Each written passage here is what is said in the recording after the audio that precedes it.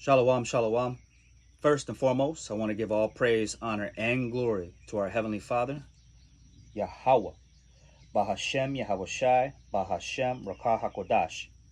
Double honors to the elders and bishops of Great Millstone who teach and will well, and salutations to the beloved prophets and brothers continues to exhort the sheep in these last days, and a mighty shalom to the hopeful elect listening in, to the 12 tribes scattered abroad, shalom and shalom. The title of this epistle today is going to be entitled P.O.W. P.O.W., which is an acronym for prisoners of war. A prisoner of war is someone who is still left behind the battlefield, a remnant of sort, behind the lines and in the lands of their enemies, right? A POW is someone that cannot redeem themselves out of captivity and or otherwise war circumstances. And we are at war. We have always been at war. We have just always been in a deep slumber and in the guise of bread and circuses in the lands of our captivities. And what had led up to the transpiring of the remnant being in the land of their captivity was all though through the fall of our forefathers and our foremothers' inability to keep the law, statutes, and commandments. Right, there was always a transgression involved, which brought about the curses that has always been implemented on the seed line of Abraham, Isaac, and now Jacob, and the 12 tribes of Israel. That curse has always pursued them, and this is what is written. This is the covenant that the children of Israel have with their God, their power, Yahweh, Yahweh Shai. Let's go into Exodus chapter 19, and we'll start at verse 4. It says, "Ye have seen what I did unto the Egyptians, and how I bare you on eagle's wings and brought you unto myself." So in the time of Egypt, the children of Israel, the Israelites, were serving in hard bondage because of their iniquities and chose to go astray, sidestep the covenant and pursue other things, in which upon returning unto Yahweh our power, he then hearkened from heaven, heard their voice and their supplications. Upon repenting and keeping his ordinances is what has ultimately got them out of bondage and hard and captivity, which will be in the same similitude as it is in this current and present time for the prisoners of war, the remnant of Jacob in this time. Continuing on in Exodus chapter 19 and verse 5, it says, "Now therefore, if ye will obey my voice indeed and keep my covenant, then ye shall be a peculiar treasure unto me above all people, for all the earth is mine." So again, the Most High Yahweh power has reserved a portion of people in the earth as his own peculiar treasure, a holy a holy nation of priests and kings and princesses. This is the Most High Yahweh's inheritance. His chief joy is to reestablish that holy nation once again, that remnant seed line of Abraham, Isaac, and Jacob, the 12 tribes of Israel, the prisoners of war, and we'll bring all this to full fruition here. Exodus 19 and verse 6, "And ye shall be unto me a kingdom of priests and a holy nation.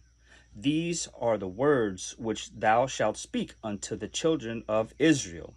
Right? This is what the Most High Yahweh has delivered unto Moses, the one that he has anointed to be a savior unto the children of Israel in this time while in captivity, under the servitude of Pharaoh, the Egyptians, right? To be servitude unto them.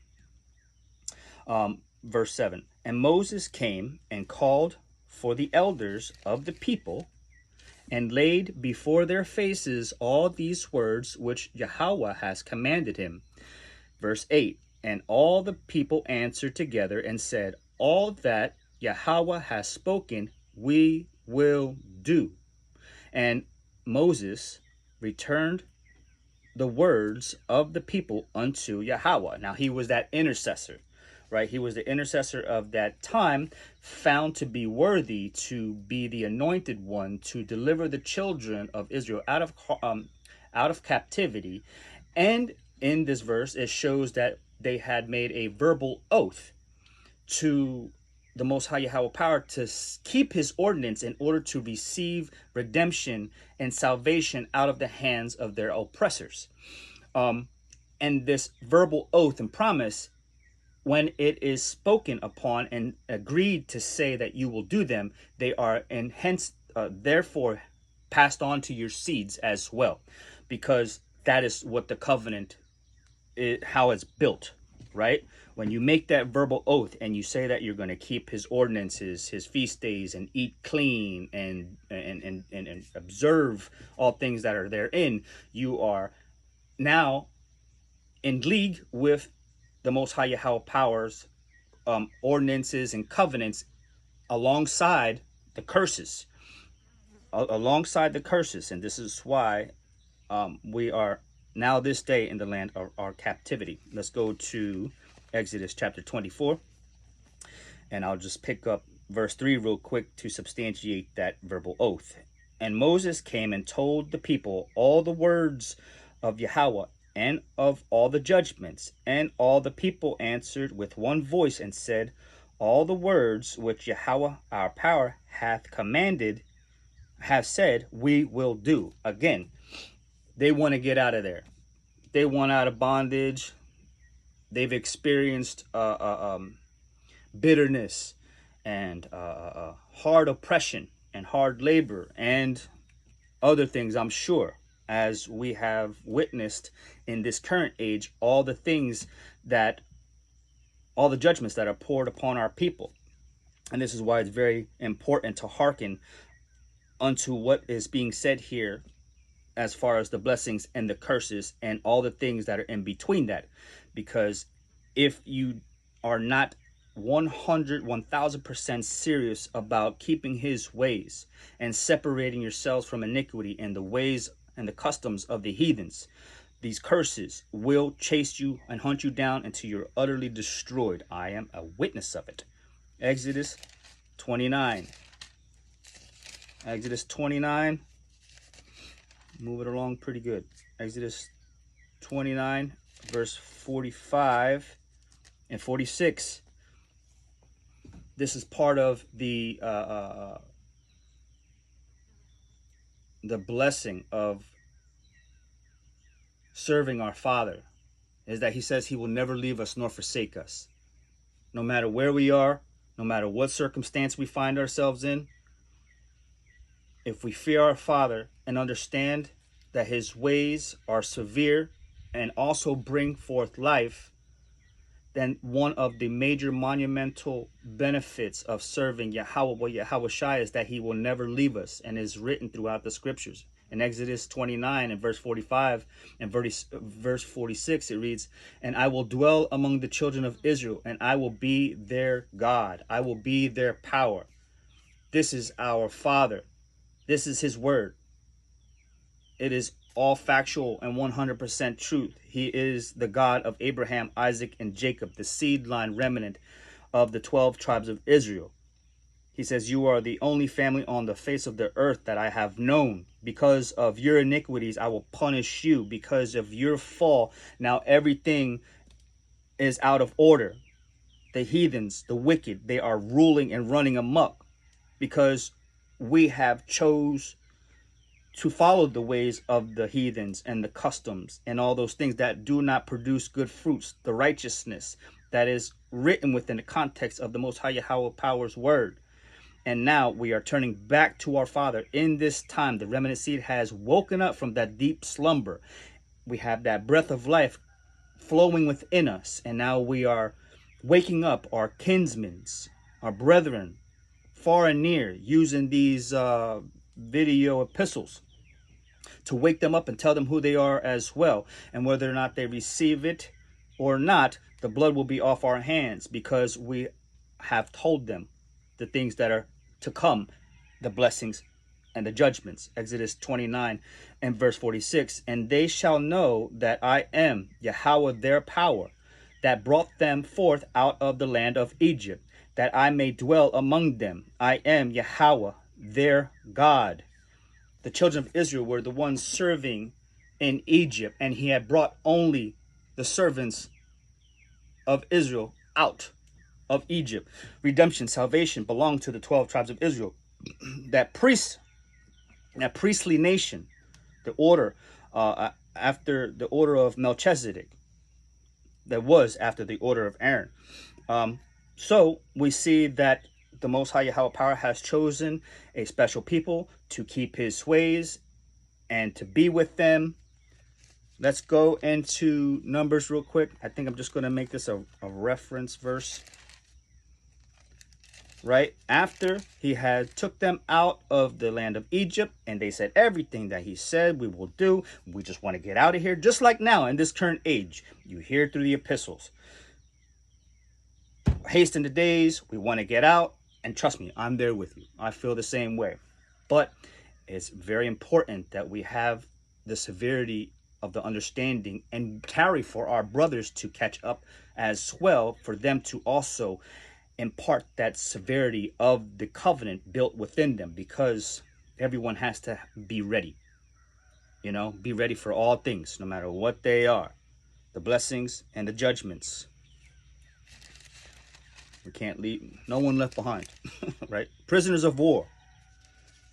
Numbers chapter 11 verse 1, and I'll just read it briefly.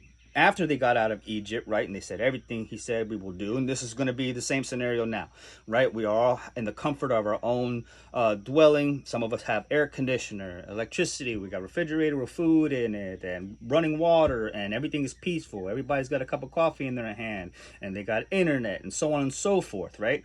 But you say you want to keep his ways, and you have to go through this transition period in order to purge out and show your faith that you believe that every circumstances that you are being placed in, that you go from glory to glory, keeping your mind single on the promises. Numbers chapter 11, verse 1. And when the people complained, it displeased Yahweh, and Yahweh heard it, and his anger was kindled, and the fire of Yahweh burnt among them and consumed them that were in the uttermost parts of the camp. Leaving Egypt, whatever, they got ticks on them. They don't smell so good. Some of them lost some family members, children, pets. They start contemplating on all the delicious foods that they have eaten before, because their bellies are grumbling, and they start to faint, right? They start murmuring, and the Most High hears it. Verse 2, and the people cried unto Moses, and when Moses prayed unto Yahweh, the fire was quenched, right? He made intercession again. We need the intercessors to help keep the flock in line, to continue to build up that faith, if you will, by continuously feeding them. This is the lot of the shepherd, the savior, the anointed, right? And he called the name of that place Taberah. I didn't go into that word right there, Salakia, because the fire of Yahweh burnt among them. I'm assuming that that's the definition for Taberah, because the fire of Yahweh burnt among them. Verse 4, and the mixed multitude that was among them fell a lusting. So now you have the priestly order alongside the mixed multitude, which makes up the 1/3 remnant of the house of Israel, alongside the priestly order there. And the mixed multitude that was among them fell a lusting, and the children of Israel also wept again, and said, who shall give us flesh to eat? We remember the fish which we did eat in Egypt freely, and cucumbers, and the melons, and the leeks, and the onions, and the garlic. They were allowed to eat these things freely because the transition was for them to serve in servitude and bondage, right? When you give your servants the needful things that are needful unto them, and you add a little salt and garlic along with it. Now you got them in the palm of your hand. Go dig some holes. Go build those bricks. I'll give you your daily allowance. You know, I'll give you what is enough for today. But at some point, you know, the oppression takes over, and now you are you dead to those ways. You want a new life, and the new life that you want is free with liberty in Hamashiach Yahushai to serve him, right? You no longer want to serve master. You want to serve the one only creator, Yahweh Yahushai. But now our soul is dried away. There is nothing at all besides this manna before our eyes. Sounds like a little ungratefulness going on there. And the manna was as coriander seed, and the color thereof as the color of bdellium. And the people went about and gathered it and ground it in the mills, or beat it in a mortar, and baked it in pans, and made cakes unto it. And the taste of it was as the taste of fresh oil. And when the dew fell upon the camp in the night, the manna fell upon it. You see, the prisoners of war are now coming out of Egypt and now having that hopeful redemption of being brought back into the promised land. Right? So that concludes that. This chapter here shows a little bit of the rebellion creeping back into the children of Israel upon them receiving salvation after saying to the Father, everything that you said we will do. Make another reference point to the rebellion and sin creeping in.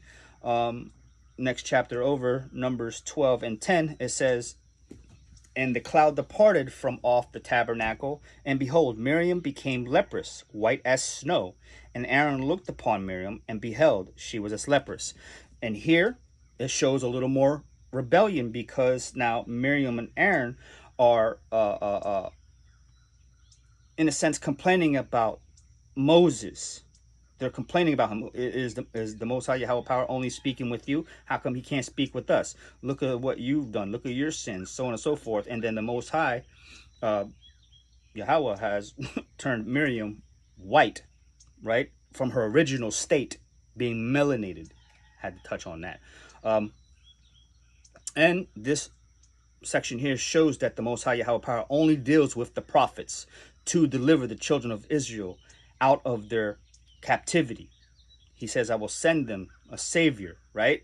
And that anointing is put upon his men to be built up in the wisdom, serving the Most High Yahweh power, being set apart to now deliver unto the children of Israel salvation, right? The remnant seed, the prisoners of war behind enemy lines. Numbers 14 and verse 2 again.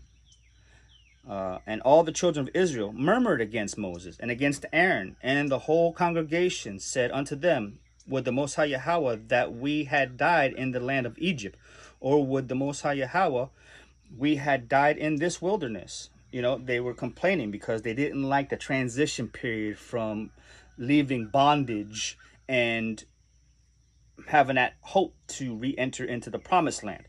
You know, it shows all through the scriptures, it tells us not to be like our forefathers, right? Do not complain and do not murmur, but show faith and be long-suffering and have patience, because his ways are higher than our ways. We cannot know the ways of the Heavenly Father, right? Let's go into Deuteronomy chapter 26.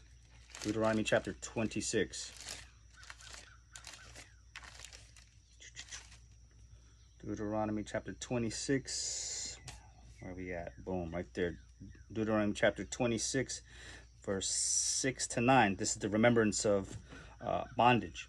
And the Egyptians evil entreated us. This is Deuteronomy chapter 26, starting at verse 6. And the Egyptians evil entreated us, and afflicted us, and laid upon us hard bondage. And when we carried unto Yahweh our power, and when we cried unto Yahweh our power of our fathers, and Yahweh heard our voice, and looked on our affliction, and our labor, and our oppression, and Yahweh brought us forth out of Egypt with a mighty hand, and with an outstretched arm, and with great terribleness, and with signs, and with wonders. These are the plagues. Again, we can see in this current time the plagues being manifested. You know, there's talk of wars, rumors of wars, outbreaks here, outbreaks there, stand 6 feet here, get this in your arm, don't go out. So much oppression is being poured out through through the faculties of the Egyptians, right? And their systems. Let's continue on. Let's not get too far away. Verse 8. And Yahweh brought us forth out of Egypt with a mighty hand and with an outstretched arm and with great terribleness and with signs and with wonders. And he hath brought us into this place and hath given us this land, even a land that floweth with milk and honey. A safe place, a place of refuge, a place with abundance, a place that is now taking the shape of the covenant of the blessings portion, right? This is what's being transpired. And even in the midst of their murmuring and stuff like this and purging out those rebels, he has brought a third through the fire, right? We'll jump over to 16, Deuteronomy 26:16 on down. It says, this day Yahweh your power hath commanded thee to do these statutes and judgments. Thou shalt therefore keep and do them with all thine heart and with all thy soul. The Torah, if you will, the 5 books of Moses were always implemented for us to continue to practice throughout our generations forever and teach them unto our children. The sacrificial portion of the laws, the Torah, are no longer needed. No longer are we commanded to bring up bulls and sheep and lamb for sacrificial atonement for our iniquities, but we become that offering. We become that that lamb without spot. Our first fruits are atonements for our iniquities, because we're bringing all these things into remembrance to appease our Father with through faith and belief that he is able to procure salvation and safety for the children of Israel throughout our generations, and to shield us and protect us, to be a buckler and to be a rescue unto us. Verse 17, thou hast avouched Yahweh this day to be thy God. We are now saying, yes, we want to marry you. We want to be with you. We want to be yoked with you. Thou hast avouched Yahweh this day to be thy God, and to walk in his ways, and to keep his statutes and his commandments and his judgments, and to hearken unto his voice. And Yahweh hath avouched thee this day to be his peculiar people, and he hath promised thee, and that thou shouldest keep all his commandments, and to make thee high above all nations which he hath made in praise, and in name, and in honor, and that thou mayest be a holy people unto Yahweh your power thy God, as he hath spoken. Right, the children of Israel are, that's one of their heritage rights, is to be a nation of priests and kings, and to correct the iniquities of the earth, right? To set everything in proper balance. This world, this age, no. Deuteronomy chapter 27 and verse 14. I love this chapter here because I can envision how the priests spoke nice and loud with austereness, and the people, every word they said, we agree, we agree, we agree. Now the laws were being embedded and written in their hearts, right? Deuteronomy chapter 27 verse 14 on down, it says, and the Levites shall speak and say unto all the men of Israel with a loud voice. Who were they speaking to? Who was the priestly order speaking to? The mixed multitude, the men of Israel, the leaders of their families, right? And the Levites shall speak and say unto all the men of Israel with a loud voice, cursed be the man that maketh any graven or molten image, an abomination unto Yahweh, the work of the hands of the craftsman, and putteth it in a secret place. And all the people shall answer and say, Amen. Cursed be he that setteth light by his father or his mother. And all the people shall say, Amen. This is exposure. Cursed be he that removeth his neighbor's landmark. And all the people shall say, Amen. Cursed be he that maketh the blind to wander out of the way, and all the people shall say, Amen. This is not upholding the laws with thy brother, right? This is how you love thy brother, is to exhort and to correct each other. And cursed is he that maketh the blind to wander out of the way, right? This is keeping them unaware of going off. Verse 19, sorry. Cursed be he that perverteth the judgment of the stranger, fatherless, and widow. The stranger is someone who is estranged from the covenant. This is your brother that are still walking in that Gentile mind state, that when you delivered and corrected them, either they are now circumcised or continue to stay in that uncircumcised state. Continuing on. Fatherless and widow, and all the people shall say, Amen. Cursed be he that lieth with his father's wife, because he uncovereth his father's skirt, and all the people shall say, Amen. I don't need to explain that. Cursed be he that lieth with any manner of beast, and all the people shall say, Amen. Again, I don't need to explain that. Cursed be he that lieth with his sister, the daughter of his father, or the father of his mother, and all the people shall say, Amen. Right? Choose not the way of the heathens. Do not be like the other nations. Cursed be he that lieth with his mother-in-law, and all the people shall say, Amen. Cursed be he that smiteth his neighbor secretly, and all the people shall say, Amen.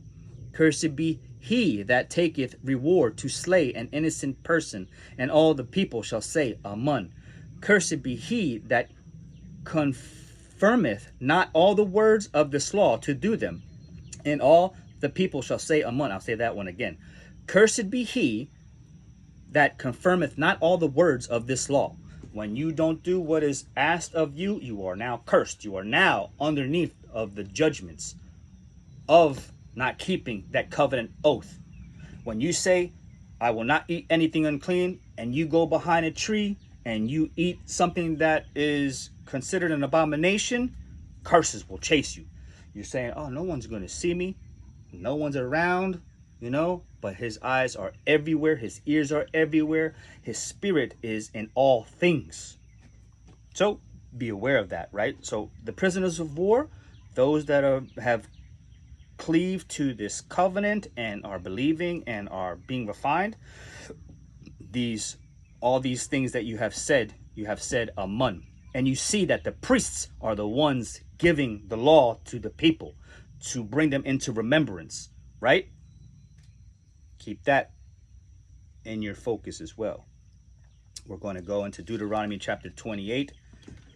I'm trying to make this somewhat an exhaustive understanding for those that may not have put all the puzzle pieces together as of yet. They're gleaning from here and there. They're eating off of different tables, and beware of doing those things because you can get sick. Too many in and out of different churches and receiving different portions of understanding can make you sick and cause you to have some confusion. So stay locked in. Deuteronomy chapter 28 and go to verse 45 and 46. Moreover, all these curses shall come upon thee, and shall pursue thee, and overtake thee, till thou be destroyed, because thou hearkenest not unto the voice of Yahweh our power, to keep his commandments and his statutes which he commanded thee. And they shall be upon thee for a sign and for a wonder, and upon thy seed forever. These curses, these judgments have always been in your life. And in your sin, in your iniquity, they were probably not so manifested because you cannot receive chastisement because you don't know about keeping the ways of the covenant. But once you start to come to your awareness and start separating yourselves from your iniquities, now you must be refined for those iniquities. It's just not, oh, now you understand, okay, you get a pass scot-free. No, there's some refinement process, because just imagine yourself swimming in mud and dirt, and in order to get that mud and dirt off you, now you have to go through that fiery hose to get purified and clean, to now walk in the ways of righteousness and know what offends. These curses shall be upon thy seed forever. They are a sign unto the children of Israel. Those curses and those ordinances are supposed to be practiced within the nation of Israel, Yasharallah.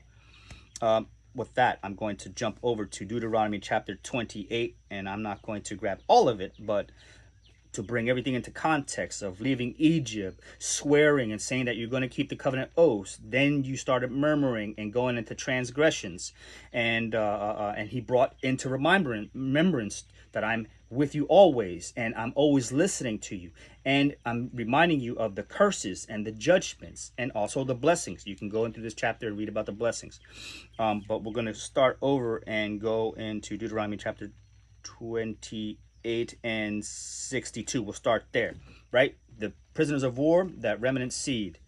And ye shall be left few in number, whereas ye were as the stars of heaven for the multitude, because thou wouldest not obey the voice of the Most High Yahweh power. Now, the nation of Israel, the sands of the sea, he's only going to preserve a third of that. 2/3 aren't going to make it. 2/3 have rejected and rebelled.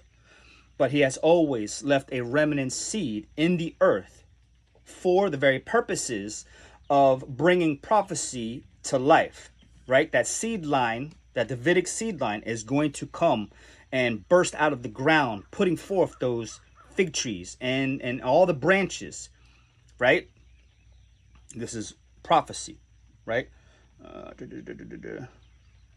I'm going to grab Ezekiel 12 real quick to compound that verse. Always with the book, precept upon precept. Oh, Ezekiel 12, sorry. That remnant seed that he has always promised to leave in the earth. Excuse me. Ezekiel 12, 15 and 16. It says, and they shall know that I am Yahweh your power, that when I shall scatter them among the nations and disperse them in the countries, but I will leave a few men of them from the sword, from the famine, and from the pestilence, that they may declare all their abominations among the heathen, whither they come, and they shall know that I am Yahweh. Right.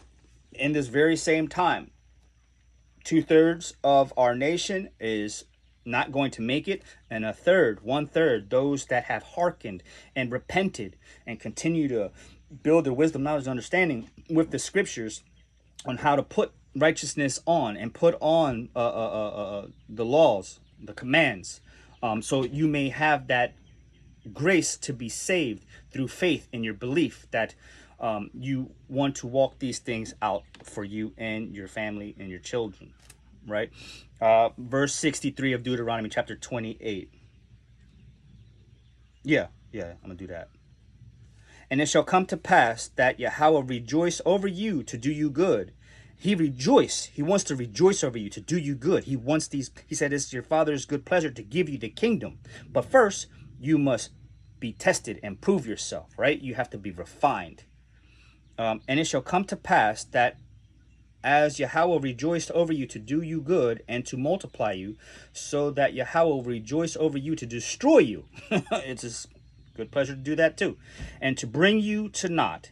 And ye shall be plucked from off the land whither thou goest to possess it. Right? He can do these things because you're going astray. Verse 64 of Deuteronomy chapter 28. And Yahweh shall scatter thee among the people from one end of the earth even unto the other, and there thou shalt serve other gods and other nations, and that nation people. So that shows that redemption, salvation only pertains to those that have transgressed the law, statutes, and commandments from the very beginning, those that are of that remnant seed line of Abraham, Isaac, and Jacob. It is not extended unto all nations, but our people are scattered throughout the nations. And among these nations shalt thou find no ease, neither shall the sole of thy foot have rest, but Yahweh shall give thee there a trembling heart and a failing of eyes and sorrow of mind. Right. You'll know for certain that your energy is spent in vain. You have no hopes of building a future. You can't afford anything because there's always a cutoff with our people. And those that may happen to overstep that boundary, they have now sworn an oath to the enemy to serve them, right? Are dispersed, are scattered throughout, serving alongside those heathens in their economic situations. But we belong to a special nation, right? And among all these nations shalt thou find no ease, neither shall the sole of thy foot have rest, but Yahweh shall give thee there a trembling heart, and a failing of eyes, and sorrow of mind, and thy life shall hang in doubt before thee, and thou shalt fear day and night, and shalt have none assurance of thy life. Those that have endured and experienced this, their spirit bears witness with this. And if these curses do not bring you to tears and utterly shatter you, then it may be that you cannot identify with the curses and you are not of Israel. Deuteronomy chapter 28 and 67.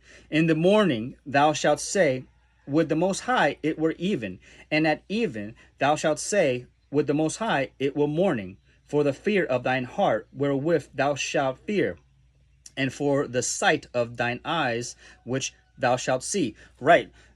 Throughout day to day, you'll see no hope of joy.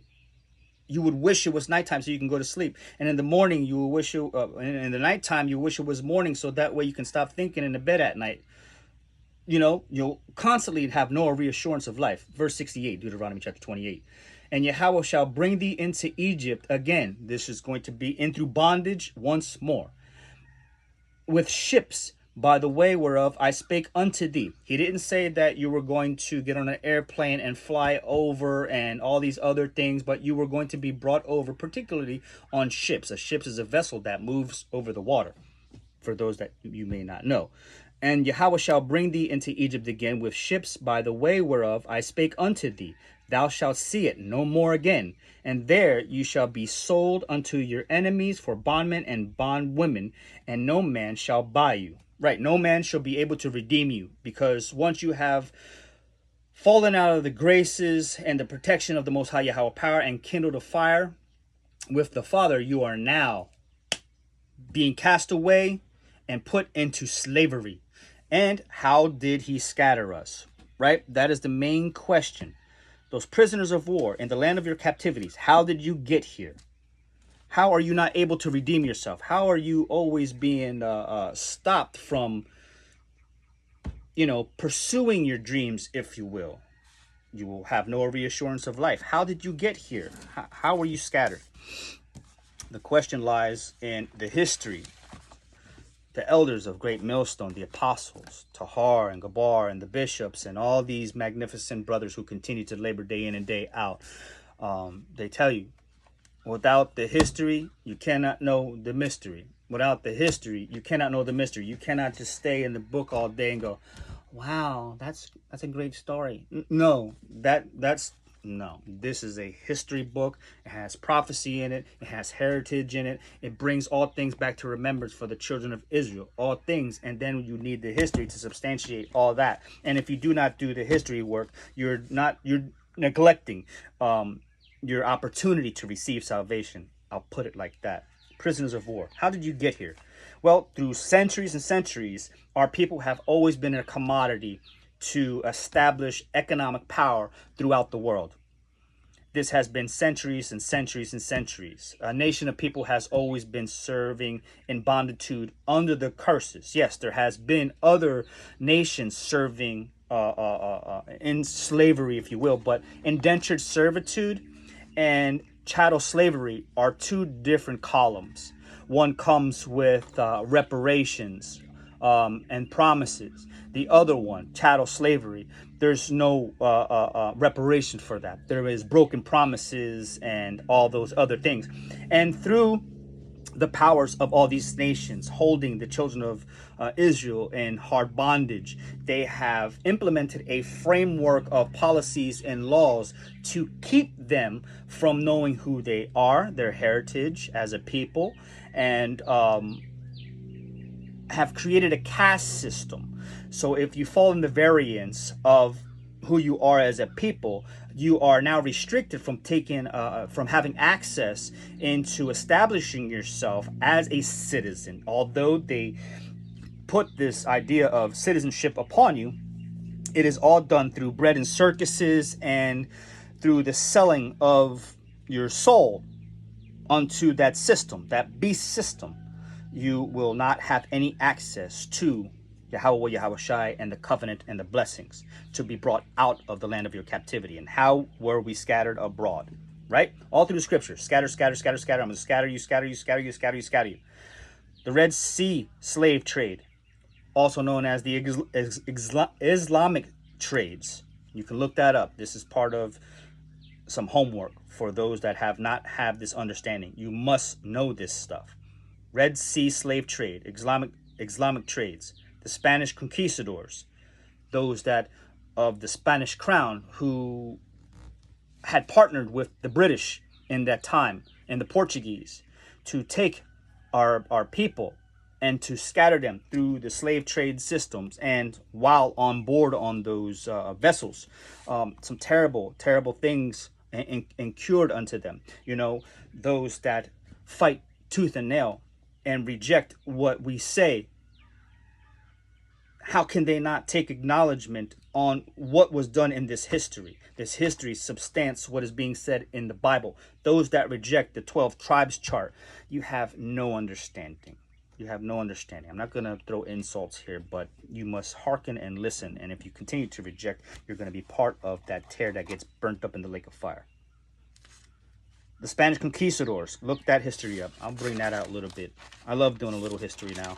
It's a lot of work, but someone's got to do it. Where you at? Do some homework. It's good for you. Spanish conquistadors systematically enslaved indigenous peoples in the Americas through the encomienda system, forcing them into labor for mining, farming, and pearl fishing. Starting in the 1490s, despite royal attempts to curb this, like the 1530 law, exploitation persisted, promoting the increased importation of enslaved people from Africa to replace dying native populations. So while the 10 tribes were already in the Americas, the native Indians, the tribe of Gad, while they were having a civilization here upon the colonization, coming in and sweeping them out, they had to bring in slaves over, and they did that through the policies and setting up I forgot, royal deeds, maritime laws, to continue to bring enslaved people from parts of the world. Jumping back, the Indian Ocean slave trades, the East Africans, the Trans-Saharan slave trades. This is why our people take on different color pigmentations all throughout the world. You cannot judge by skin color alone. There are those that say, oh, you don't have afro hair, and look at you, you look like a white boy. These people are dead while they live. They have no understanding. Their spirit has not bared witness with their spirit, and the wisdom and knowledge has not been imparted unto them to have that scale removed over their eyes and have them pulled that fat out of their ears. You know, they continue to see just the outside appearance, and their spirit does not bear witness with Jacob. Khan, he calls us a speckled bird, and through the transatlantic slave trade, one of the most recent historical things that are still talked about this day is the transatlantic slave trade, right? And this is why we have taken on the appearance of the heathens by being forced to mix with them through all the assimilation that has been forced on our people, right? You're to forget your native tongue. You're not to keep the Sabbath anymore. You're to eat like us. Here, eat this bacon sandwich. You are forced to do these things. Otherwise, you will be deleted. This has always been on our people here. And none of our people here, as of this day, the prisoners of war of the nation of Israel, have come to this understanding. Only a very few are going to understand this. It's going to bear witness with them, right? The transatlantic slave trade. And they keep us and blindsided with bread and circuses, some of us, and with new Nikes and whatever else, the hip hop stuff. They systematically destroy us as a people. Let's go into a little bit of history of the transatlantic slave trade. It's just a brief overview, and I had precept this as well. It goes into, let me not jump to verses yet. I'll read this. The transatlantic slave trade, which operated from the 15th to the 19th centuries, forcibly moved 12 to 12.8 million Africans. That number can, is probably a lot more, to the New World to fuel plantation economies dominated by European powers like Portugal and Britain. It connected Europe, Africa, and all the Americas in a brutal system. You can do all this history if you are interested in it, and to bring all these precepts together, if you will. Because once you know this history and you start reading this, now it's like, oh, okay, got it. Where we at? Driven by labor demanded for commodities like sugar and tobacco. Let me tell you, I don't have it written down, but on the islands, when they had manufactured the sugar cane fields and stuff like that, some of the most brutal punishment, harsh punishments was done unto our people, as well as in the Americas here. But this one here is a little like sugar and tobacco. This trade had devastating effects on African societies. The abolition movement eventually brought an end to this commerce in the 19th century. Now, when they say that these laws were abolished and this is not practiced anymore, you understand that through policies and laws being implemented, they serve a purpose for a period of time, and then that law goes away and another law takes place of it, because what is being set up through that law and policy happens for a duration of time for that agenda to come to fruition, and then the law goes away and then other laws get put on top to continue that stuff to go on. The abolition movement eventually brought an end to this commerce in the 19th century. The causes of what slavery does to the people. The main drivers were the European demand for labor in the Americas to grow profitable cash crops like sugar, tobacco, coffee, and cotton.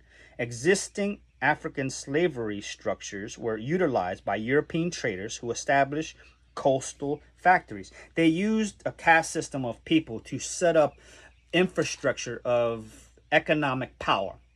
People are just used as a commodity as they are today.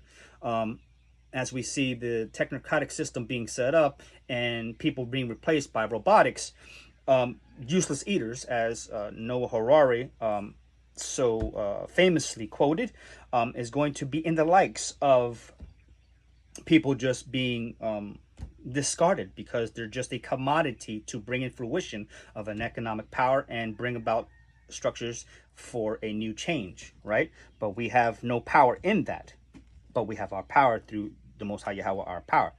The main routes volume, major trading nations included Portugal, Britain, Spain, the Netherlands, and Denmark. Slaves, Israelites, were primarily shipped from West and Central Africa to Brazil, the Caribbean, and North America. Impact on Africa. Well, let's not go there real quick. I have here Daniel 7:19. And again, you have to substantiate all this through scriptures. This is why this is a little longer lesson today. All praise be unto the Most High Yahweh, our power. Daniel chapter 7 and verse 19. Sometimes I just move so fast, I just forget some things. Daniel 7 and verse 19, he says, Then I would know the truth of the fourth beast, which was diverse from all the others, exceedingly dreadful, whose teeth were of iron, and his nails of brass, which devoured, brake in pieces, and stamped the residue with his feet. Right, the residue, the remnant people. He just, continues to oppress them, use them, cast them out. Give me another one. Go back to work. Bah, bah, bah, bah, bah, bah.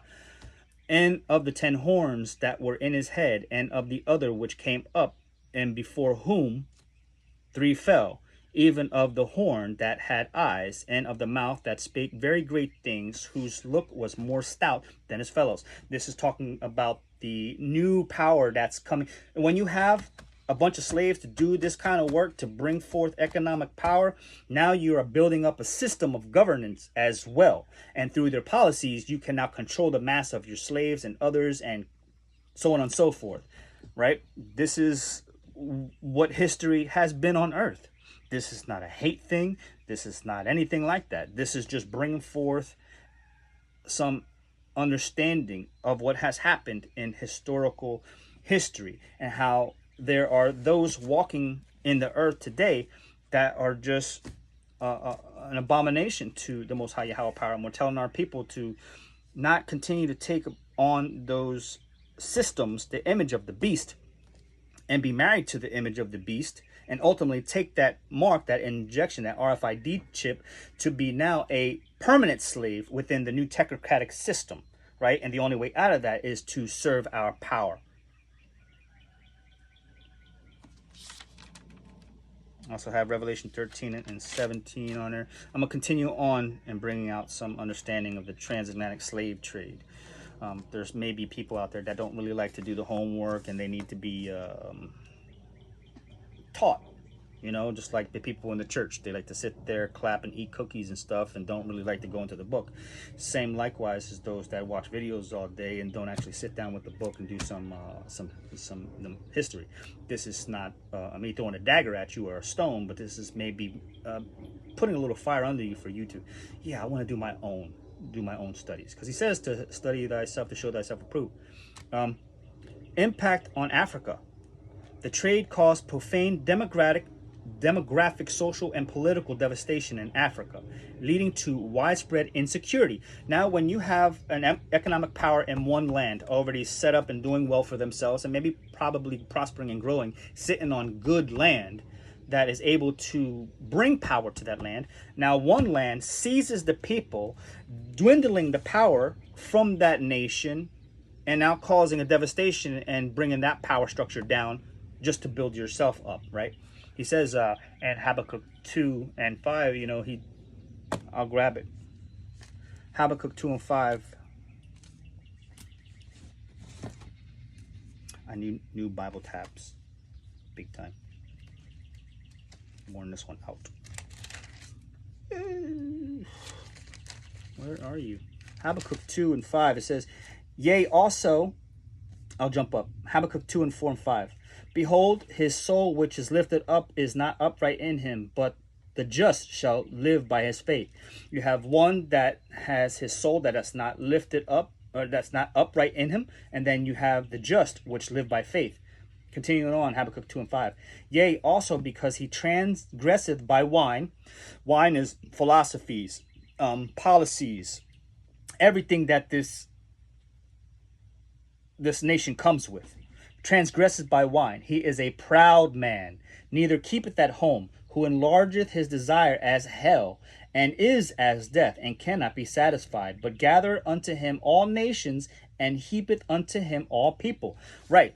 Here in the West, the United States of America, it's a open door for everyone to come in and prosper and live luxurious and so on and so forth. But is established off of his wine, his policies, which have a embedded gray area that many people seem to overlook, and it is partaking of the iniquities on how that economic power is set up and prospering off the backs of the slaves, right?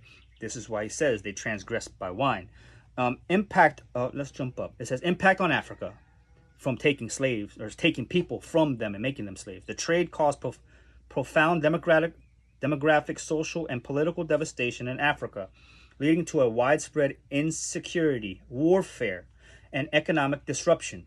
Impact on global trade. They come in the guise of peace and safety, but inside the ravenous wolves. Remember, the trade was a cornerstone of the triangular trade, connecting European manufactured goods with African slaves, captives, who were then sold and traded. Mind you, it says African slaves, but they are not a race of Africans. when people think African, they think, lions and elephants and monkeys jumping on trees and very, very, very dark people going, whoop. That's not Israelites. These are Shemitic people. Africans are Hamitic people, right? Captives who were then sold and traded in the Americas to produce commodities that were shipped back to Europe. Salakia, if anyone's offended by that. Enriching European nations and empowering the global economy, right? And I have a bunch of precepts here. The devastation on the African, the triangular trade connecting. You go into Lamentations 4 and 19. Lamentations 4 and 19. It reads, "Our persecutors are swifter than the eagles of the heaven. They pursued us upon the mountains. They laid wait for us in the wilderness." Right.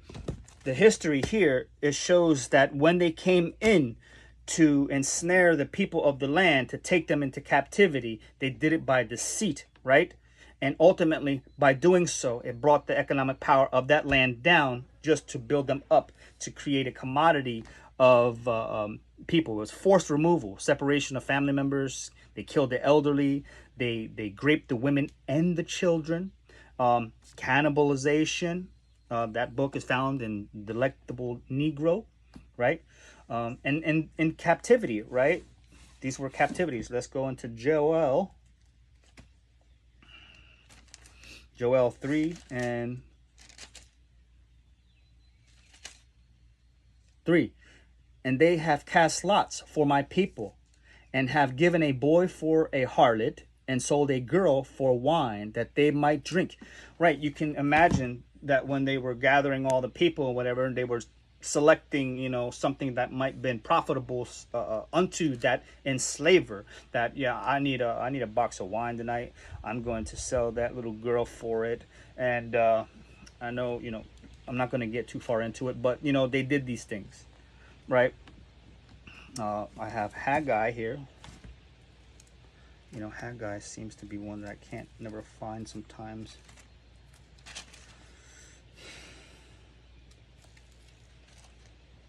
Again, this lesson is called P.O.W., Prisoners of War. "We are yet this day in the land of our captivity, but our redemption draweth nigh." We can see all these prophetic things taking place: wars and rumors of wars, earthquakes, seditions of the people, and then soon come economic collapse, and then famine and pestilence, and all things that are written therein. Right? This is not something that I'm making up. There's an army of solid brothers continue to push this as well.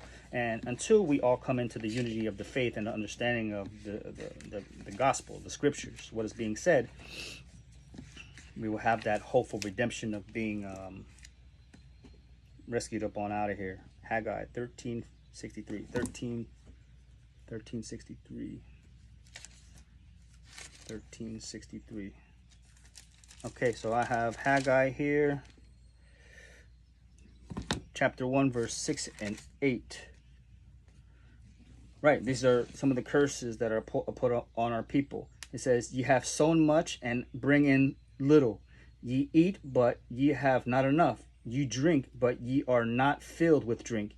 You clothe you, but there is none warm. And he that earneth wages to put them in the bag with holes." We hear that today. I only have enough to pay for gas, a little bit of groceries, and my rent, and I have nothing else. Those were the curses. Those are the curses that have been placed on our people as a nation. We just make enough for our daily bread, and then that's it. And that is a good thing, because the Most High Yahweh Power says, to be grateful in all things. When you are brought to a low estate, be patient and wait for him to redeem you. Right? But these curses of having much lack is going to be placed on our enemies. That is Deuteronomy chapter 30 and verse 7. Right? Let's continue back in some of the history of the transatlantic slave trade.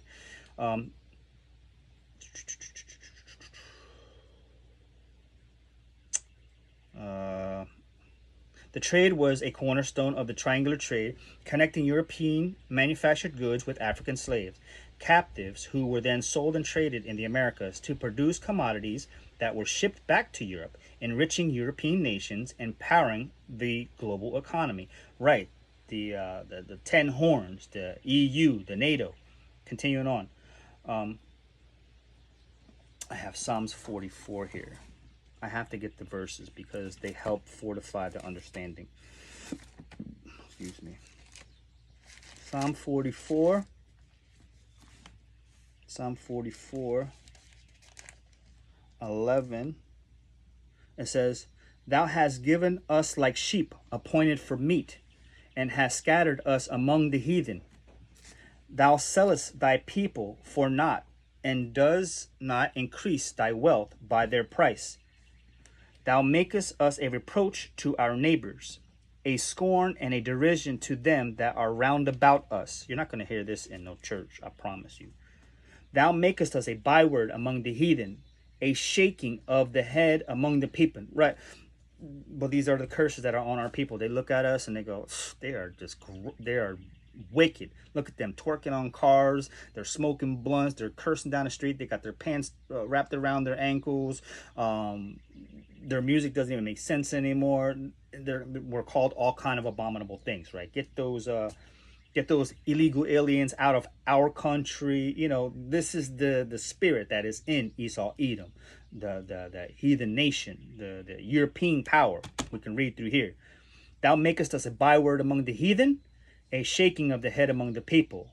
My confusion is continually before me, and the shame of my face hath covered me. For the voice of him that reproacheth and blasphemeth by reason of the enemy and avenger. All this is come upon us, yet have we not forgotten thee, neither have we dealt falsely in the covenant. Right? These are those that are coming back and remembering themselves. Right? We bear our reproach among the heathen because we have transgressed, and now we know the power of keeping his ways. It comes with redemption, and you want that redemption, no?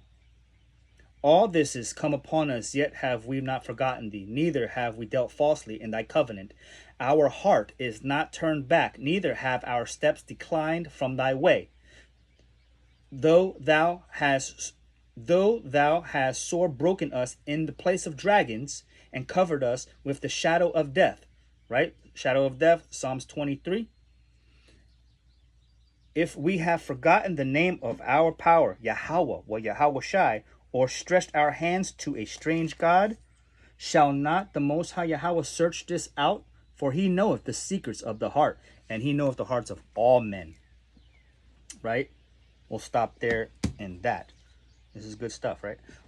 Abolition movement. Throughout the late 18th and 19th centuries, growing moral, economic, and political opposition led to the legal abolition of the slave trade by nations like Britain and the United States, followed by the abolition of slavery itself. Although that may be that there is no more visible ships going to and fro through the nations, shipping our nation people back and forth, there is still a remnant of people in the land of their captivity, prisoners of war. This is war. This is the byproduct of war. When you go and take people, when you kidnap people, he says those that lead into captivity will go into captivity. This is the the curse reversal, right? This is what is said in the scriptures. Those that have done these iniquities, the punishments are already written in the book. Nothing outside of it is going to change that. And we tell our people to repent, make haste, do these things quickly. Take this to the extreme amount of severe. This is really, really important. Separate yourselves from the idea of establishing yourselves here in a place that is going to be utter desolate. Cause and effects. With the abolishment of the slave trade, they did make promises of 40 acres and a mule and this and that. They deceitfully ensnared our people through their policies and everything. This has happened generationally, right? A generation of people was never able to build generational wealth. And don't let those cartoons on TV fool you. You know, those rappers with gold chains and counting money like this and making it big with a rental house behind them. No, this is not your rest. With the abolishment of the slave trade, captives were now still in the land of captors and subjugated under federal laws and established to hold themselves and their children for generations under slavery, physically and spiritually separated from their native homes, right? The land of their nativity, environments, customs, heritage, culture, foods, and overall ways of living, which ultimately brought about segregation laws, Jim Crow, redlining, digital, medical apartheid, Willie Lynch letters, and caste systems, keeping them still in bondage and servitude to the borrower and in want of all things. I have Baruch 3 and 8. This is all real. And those that dismiss it, go that way. Baruch 3 and 8. Baruch 3 and 8. Behold, we are yet this day in our captivity, where thou hast scattered us, for a reproach and a curse, and to be subject to payments according to all the iniquities of our fathers, which departed from Yahweh our power. And we read in the very beginning that they said everything that Moses said we will do. Just don't let us see his face. And we're going to do this. Yeah, we're going to bitch and complain about, the lack of leaks and stuff like that. But, nevertheless, we still want to pass over into Jordan, And even in this time here, the people still complain and murmur and stuff like that, which we're going into a time of severe drought for all people. But we have the promises that we are going to be taken care of with provision and safety if we keep his ways and we repent from our iniquities, right? Where we at? Until the end of a prophetic time when captivity will come to an end and the 12 tribes of Israel will be gathered and brought back into their promised land, and their enemies will receive double punishment for their hands in their part for furthering their affliction, right? This is written throughout. I have Isaiah 40 and 2. Isaiah 40 and 2. Hopefully somebody's taking notes. Because all the brothers are spending a good amount of time bringing forth lessons and epistles almost consistently every day. This is a river of living water that you receive, right? It's nothing but a wealth of wisdom. And if you bring your empty pot to come over and scoop it and drink it, you are receiving that life as well. Isaiah 40 and verse 2. It says, speak ye comfortably to Isaiah 40 and verse 2. Speak ye comfortably to Jerusalem and cry unto her that her warfare is accomplished, that her iniquity is pardoned, for she hath received of Yahweh's hand double for all her sins. Through all the history that has been put upon our people, he is going to now grab that book and bring all things to remember. Yep, they've done this. The history substantiates that. Yep. All looks good. Now, I'm getting my death angels ready. Y'all ready? Okay. All right. He's going to bring all these things to remembrance, and then judgment's going to be poured out, and then there's going to be a sifting of sheep and goats done as well. Let's go into Zephaniah chapter 2.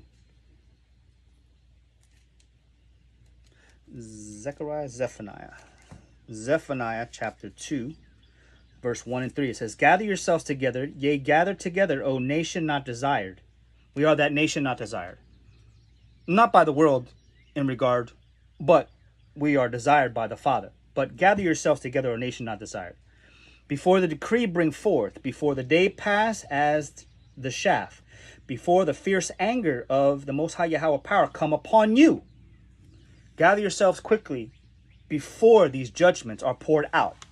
Don't be that, what's going on?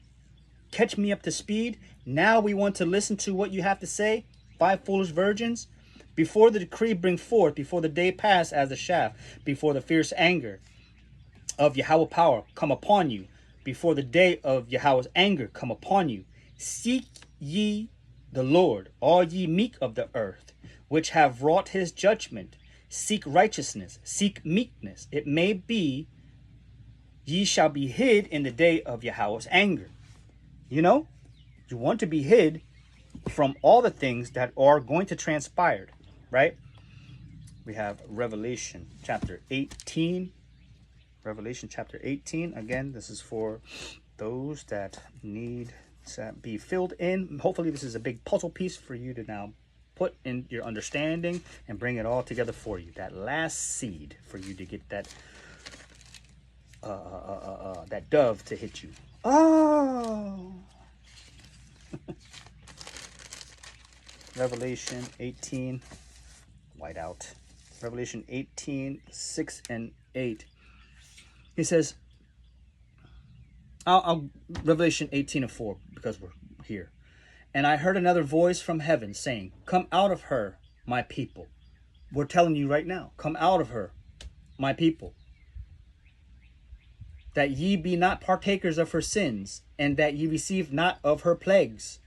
You don't want to participating in that cup of the, that whore Babylon's cup. You don't want to receive those judgments. Come out entirely. For her sins have reached unto heaven, and the Most High have remembered her iniquities. We just said that. He's going to bring that book out and remember the works. Reward her even as she rewarded you, and double unto her, double according to her works. In the cup which she hath filled, fill to her double, right? And the spirit that's going to be on these heathens is going to be like anger times 50. But remember, don't disturb those spirits. Be quiet, be observant, be watchful, be blameless, stay in constant prayer. Because the spirit that's going to be on these spirits is, either going to break people, right? So separate yourselves. You don't have to feed into whatever's going on. If they call you any kind of name or, anything. Yep, right away. I'm sorry for offending. I'm going this way. Zip it. No back talk. Why you got to see my license? Why you pull me over? Oh, hell no. Nope. Here you go. Here's my insurance. Here's my license. Here's my necklace. Everything, Don't make war with your enemy in the land of your captivity. Period. For the afflictions. Right? I think we'll stop there. I can pick up some of this history and put something together later on. But with that, I pray that this is edifying to the elect. And Tawada Abanawa Yahweh for another opportunity to put forth some understanding and use me, Father. And Tawada Abanawa Yahweh. And to the elect, Kwame Asharala and a Baba Ball.